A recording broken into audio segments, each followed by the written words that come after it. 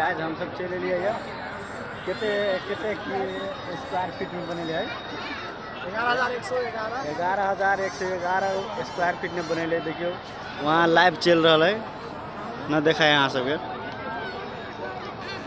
ये मूर्ति विशाल मूर्ति है। ड्रोन लगा के देखा है वहाँ से, ड्रोन सीट हम ले दो, ड्रोन है अपना पास, टेंशन नहीं करेगा, बढ़िया से देखा है तो इमें ना। देखियो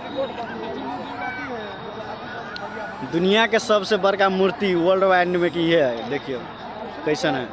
यहाँ आदमी सब देखे ला एते मार कर रहा है। देखियो ये हमारे दोस्त बगल एगो, ये देखियो एते हैंडसम है, अकेले घूमी है देखियो बहुत आदमी सब है ना, हम सबके अच्छा लगा। नाइट भी है, देखियो ये 12 बीघा में इतने भीड़ है। देखिए ये मस्त है ना, हम सब आके इन्हें फायदा उठाओ है ना, बढ़िया से बढ़िया रहा। लोग फिर भेटे छी मंदिर के साइड रे, देखायो रे पूरे, देखायो रे, देखिए ना देखायो पूरे।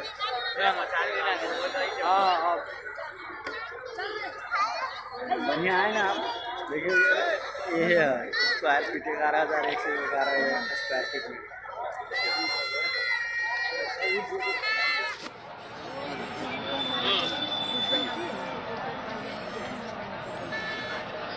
देखिए ऐसे नहीं देखा है, ऐसे नहीं।